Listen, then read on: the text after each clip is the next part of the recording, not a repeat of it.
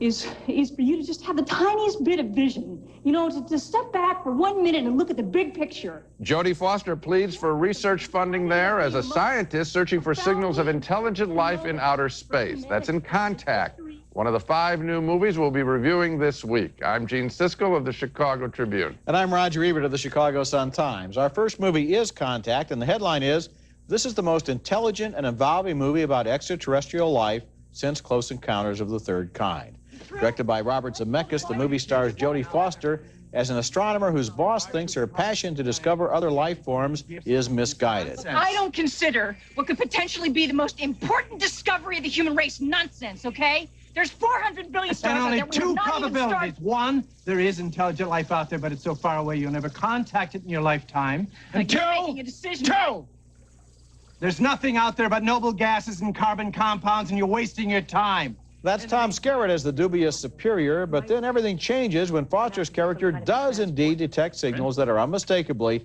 from another civilization. As usual, the government sees this as a threat rather than a victory. James Woods and Angela Bassett play presidential advisors. Why bother even risking the personnel? It could be a weapon. All right, some kind of a doomsday machine. Exactly. Every time they detect a new civilization, they fax down these construction documents from outer space. We poor saps build whatever this thing is and blow ourselves to kingdom come. The signal includes blueprints to build a machine that might allow a human to visit those who sent the message. Foster discusses her dreams of doing that with Matthew McConaughey. He's a respected religious figure with whom she once had an affair. As long as I can remember, I've been searching for something, some reason why we're here. What are we doing here? Who are we? One of the most interesting things about the movie is the way it debates man's place in the universe and the conflict between science and religion. McConaughey's character is on the panel that will pick the human who will make first contact, and they cross-examine Foster about her belief in God. As a scientist, I rely on empirical evidence, and in this matter, I don't believe that there is data either way. So your answer would in fact be that you don't believe in God? I don't understand the relevance of the question. Contact is based on a novel by the late Carl Sagan, who believed that sooner or later we would find proof that intelligent life does exist beyond the Earth. The movie takes his ideas and dramatizes them in a story that works as entertainment, as philosophy, and even as popular science. The director, Robert Zemeckis, concentrates on the drama and doesn't let the special effects get in the way, except for a couple of awkward scenes where he tries to convince us that President Clinton is part of the cast. Well, that worked as a running gag in Zemeckis' Forrest Gump, but here it's a distraction in an otherwise really fine movie. Yes, and I'm glad you said the finest since Close Encounters, because I still love and treasure Close Encounters. And what I like about both films is the contrary notion, which is that why necessarily do aliens have to be evil? I think it's refreshing. It was Spielberg's insight. Zemeckis is a disciple of Spielberg, and he's taken the same spirit. And what I particularly enjoyed also is the discussion of science and religion. That comes as a welcome surprise. They're not afraid to challenge the very bedrock of religion, of belief in God. And just as theory, it's fun to hear characters talk like that. Okay, next movie, and our next film is an ambitious, artful piece based on a story written by the late crime writer Jim Thompson, a very violent tale of murder and incest and obsession and deceit called This World and the Fireworks. Unfortunately, I think the movie has more style than soul. Billy Zane and Gina Gershon play twins who, as youngsters, witnessed their father commit a love triangle murder, and they've been a wreck ever since. Zane is a con man, Gershon a hooker, and what's more, they have an incestuous sexual relationship, as their mother, Rue McClanahan, knows. You're both rotten! You don't know anything! What are you saying? What is she saying? You're making Marty upset, Mom. You're making Marty upset. The movie is mostly about the details of their sordid lives. For example, as Zane, as part of one of his scams, turns on an uptight policewoman played by Cheryl Lee. Do you love me very much? We've been on this line before. I imagine almost every man has. And I gave her the reply she wanted. So, Lois, I'm afraid I had to. And we get scenes where we see just how tough Gershon is in her hooker role. She won't let mobsters muscle her. You're sort of cute. You're not. What's your name, Sweet Cheeks? Who's asking? Name's Lloyd. I run this joint for the McLeod outfit. Lloyd, huh? Lloyd, why don't you run home to Mama and have her make you some hot milk? This World and the Fireworks was directed by Michael Oblowitz, and he certainly has command of the camera. I just wanted him to let his characters live more for us. I know the script is based on a short story. He had to come up with some other stuff. I guess I didn't care for what he did. A close call, but thumbs down from me on this picture. I liked it, Gene, and I liked it even though I agree with you that it's heavier on style than it is on clearly. substance. It really has the look and the feel and the texture and atmosphere of film noir. And these three actors, Billy Zane, Yes. Gina Gershon, and Cheryl Lee, are very good at getting that kind of lurid paperback novel kind of feeling to their characters, and even the setups, the cottages, the beds, the bottles, the dresses. And then what, Roger? It all looks just... And then what? And let me tell you what. And then what, because I'm comparing it to other Jim Thompson works, The Grifters, After Dark, My Sweet, with Jason Patrick, a wonderful film, where we actually saw the style introduced in the first couple of reels, and then but you know, this movie has characters. a better story than you give it credit for. For example, there is the problem of a body disposal during the film. There is also the problem of a brother who may not be just exactly who we think he is. And there is this tension with the family back in Chicago. And there is the problem with the mob in Chicago and the newspaper out in California. There is a lot of stuff going on, and I found it very interesting. I think this movie has more style, more intelligence, more creativity than a lot of the stuff that's around this summer. But that's faint praise, my friend. When we come back, Martin Short plays an inexperienced fairy godmother in A Simple Wish. Nothing's cast in stone. Well, with the exception of... Stay here and watch Duchess. Where's my music? It's in your hand, Dad. Can't we watch you audition? Yeah, no, it makes me too nervous. Mara Wilson stars There Was a Young Girl Whose Father, played by Robert Pastorelli, is a carriage driver in Central Park. But he dreams of being a Broadway star, and she wants to do everything she can to help him in a new comedy called A Simple Wish. So she sends out a call for a fairy godmother and gets an inexperienced newcomer in the field named Murray, kind of a god person played by Martin Short. Something tells me we're not in Manhattan anymore. I guess I missed the off-ramp, huh? However, Murray is able to occasionally get things right is when he sabotages the audition of the frontrunner for the big Broadway role.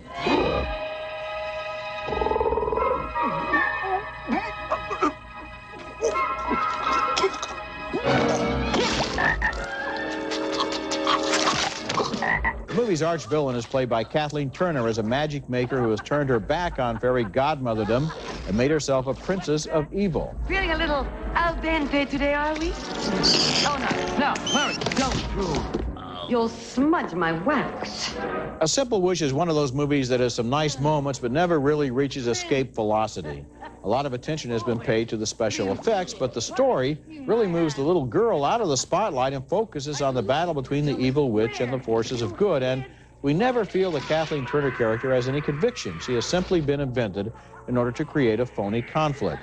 I would have liked more enchantment and fewer special effects and fireworks. Yes, it's all special effects, Roger. And I'll tell you something I'd like to see fewer of in this picture, especially a film aimed at children in the children's market, and that is the ethnic stereotyping. The Korean grocer that we see throw a fit is out of the 50s or 40s. It's, you know, then the joke that's in all the TV ads, turning the guy into, the old Western guy, into a rabbit, but he turns into, quote, a rabbi. And so we see a rabbi paraded as a joke and the child wreaking fear from her. I wonder if the writer, Jeff Rothberg, I really wonder if he thinks that's funny, or if he thinks kids think it's funny, if they get the joke. I don't know what the joke is, but it's tired material that should be put on a shelf and not used again, in my opinion. And it's not politically correct, Roger. It's just bad humor. Okay, coming up next, Spike Lee's latest film, this one a documentary called Four Little Girls, about the four children who were killed in the 1963 bombing of a Birmingham church. Because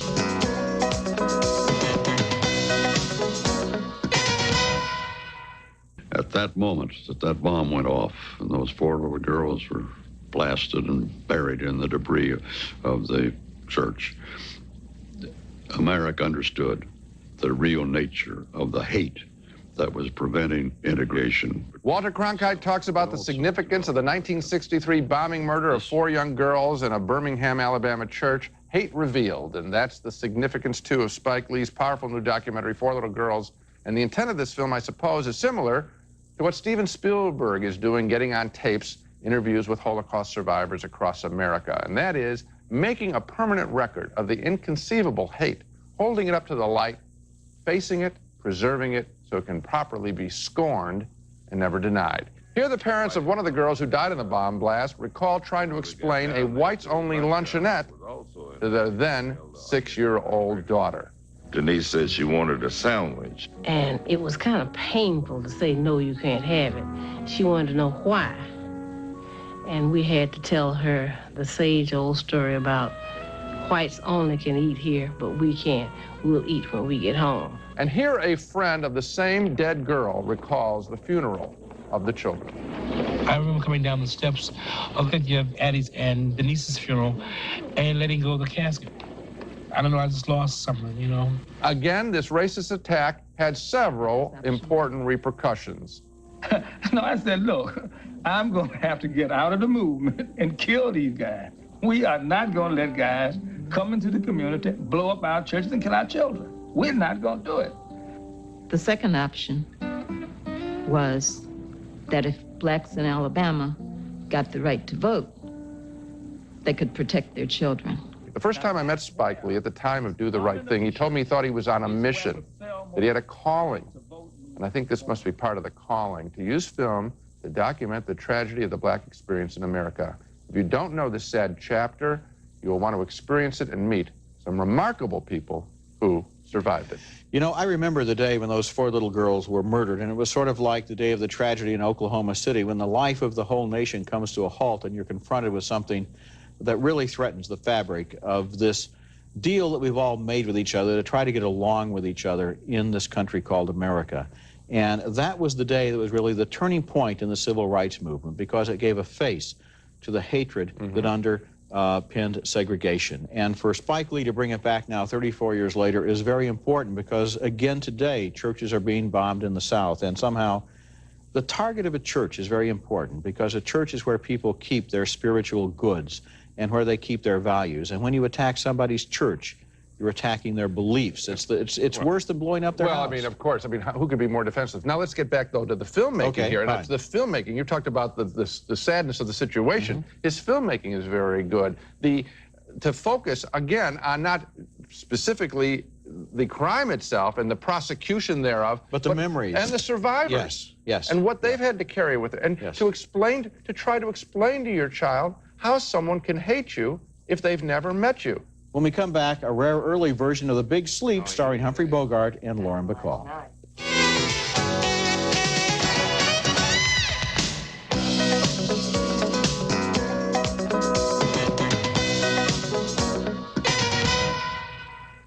Yes. Dad asked me to give you a check. He considers the case closed. Oh? It is, isn't it? Humphrey Bogart and Lauren Bacall star there in a scene from The Big Sleep, but it's a scene you've probably never seen before, because it comes from a rare 1945 version of the famous film by Howard Hawks, and it comes along with a fascinating story. The movie was finished, and by then Bacall was famous because of her sizzling chemistry in her first film, To Have and Have Not, which also starred Bogart. Bacall's second film had been a critical disaster, and her agent, Charles Feldman, lobbied the studio to reshoot parts of The Big Sleep and also to add some steamier scenes like those that have been so successful in To Have and Have Not. Jack Warner, studio chief, agreed and reshot the material. And for example, here's the replacement version of that scene we just saw, as now a more glamorous Bacall makes suggestive conversation with Bogart in a nightclub. Ironically, this became the most famous scene in the movie. What do you want to see me about? Well, one thing, my father was very pleased when he saw the morning papers. So was I. Yes, we were lucky. I managed to keep the Sternwoods out of it. He hopes you didn't involve yourself too deeply. You tell him it was no fault of yours? No. He asked me to give you a check. I don't need any money yet. He considers the case closed. Oh? It is, isn't it? And here is an early 1945 version of a scene where Bogart meets the wife of a man he's heard a lot about. Boys don't take any chances, do they? Where are they? Out digging a grave? You had to go on with this, didn't you? When the scene was reshot in 1946, the actress was replaced. Boys don't take any chances, do they?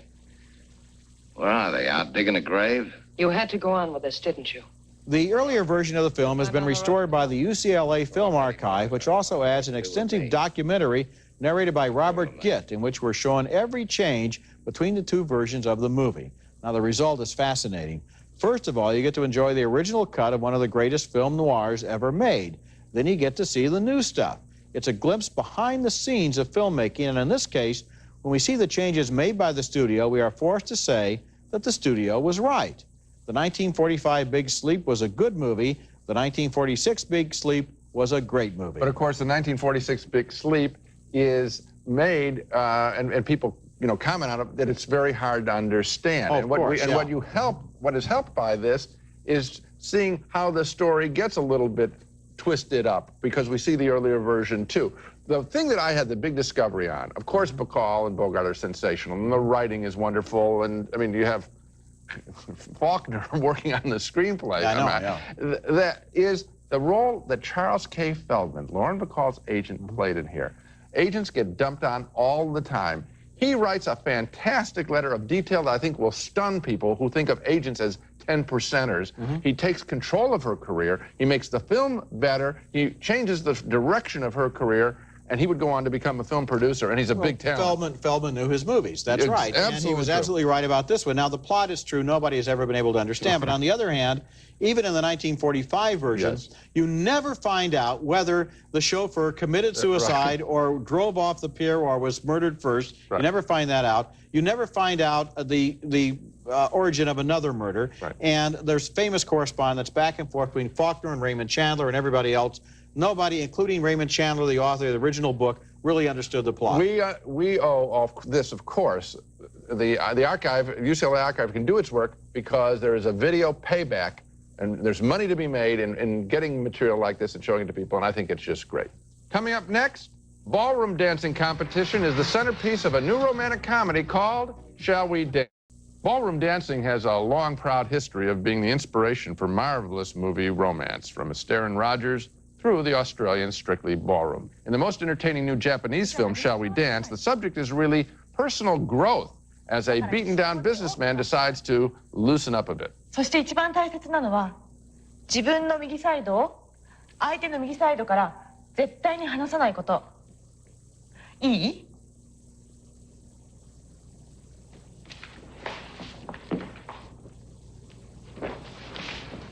His loosening up, however, is nothing compared with that of a business colleague who affects the persona of a punk until an accident at a big competition.